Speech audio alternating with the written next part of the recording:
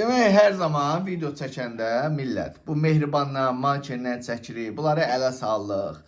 Yəni, mənim də gücüm buna çatır da, başa düşürsünüz. Bunları Azərbaycan hakimiyyətini, siz izləyicilərin, xalqın, bu videonu kim görürsə, hər bir vətəndaşın gözündə, belə deyim də, pox kimi gözdən salmaqdır. Yəni ki, sizdə bir cəsarət formalaşdırmaqdır. Mənim bacarığım budur, qardaş.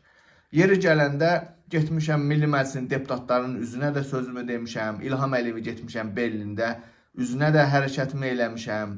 Mənim bacarığım budur, qardaş. Yeri gələndə döyülmüşəm də, söyülmüşəm də, təhqir olmuşam, ailəm işgəncələr görür və saymaqla bitməyəm. Azərbaycan müxalifəti haqqında mən danışmaq istəyirəm. Ümumiyyətlə, müxalifət nə deməkdir, ay millət? Müxalifət bilirsiniz nə demək? Müxalifət iqtidara, yəni iqtidara protiv olan, ona qarşı olan bir təşkilat mı deyim də, bir təşkilatdır.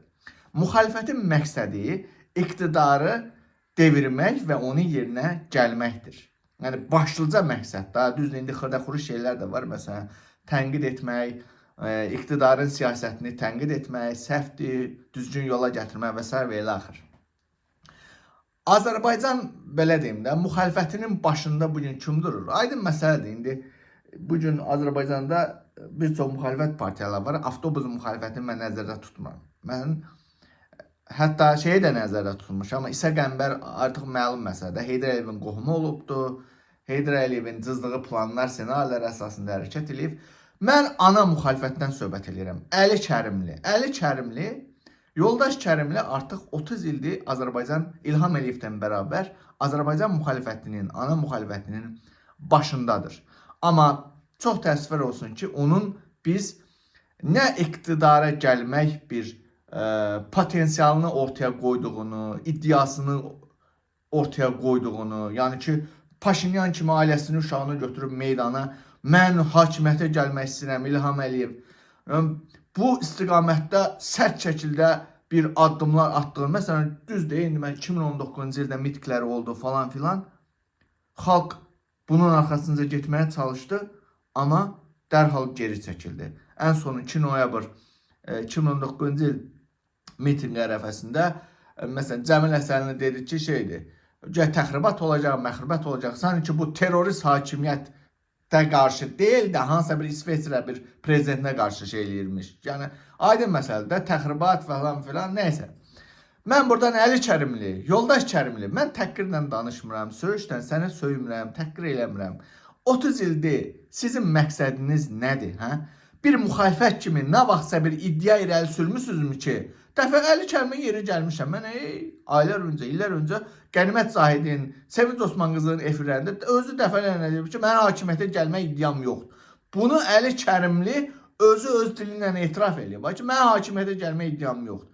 Yaxşı, sən hakimiyyətə gəlmək iddian yoxdursa, ay Əli Kərimli, niyə orada durmuşsan?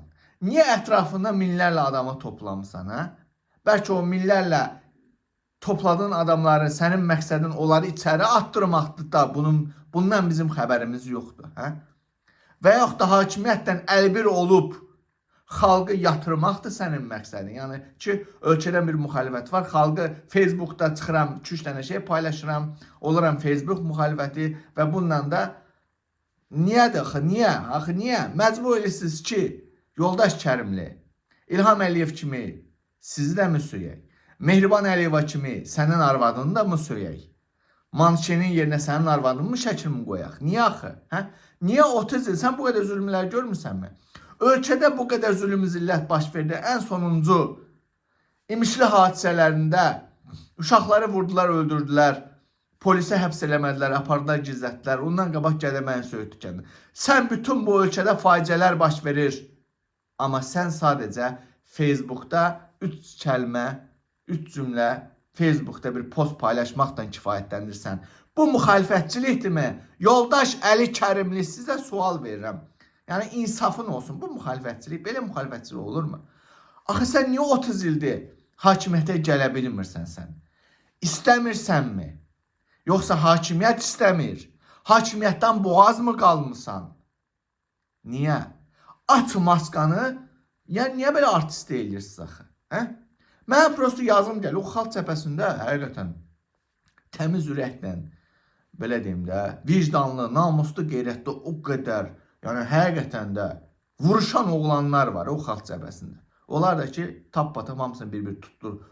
Bilməm, Əli Kərimi tutturur, hakimiyyətə bir mesaj verir ki, gəl bunu tut. Bilməm, nədir axı, nədir? Hə? Əli Kərimli, neyək? Sən də arvadın şəklini bura qoyaq ki, xalqı ayağa qaldır, xalqı üsyana qaldır. Xalqı bu zülmdən bir müxalifətçi kimi xilas elə, xalqı təşkilatlandır, xalqı üsyana çağırır. Çünki başqa variant yoxdur. Demokratik yolla, seçki yolundan İlham Əliyev istefa verəcək, bunu yaddan çıxar. Bunun bir variantı var. Sən xalqı qızışdırmalısan, meydana tökməlisən. Özün ailənin uşağı götürüb meydana çıxmasan, xalqı ora çağırmalısan. Xalqın üsyandan başqa bu rejimdən xilas olmaq üçün başqa bir variantı yoxdur. Və salam.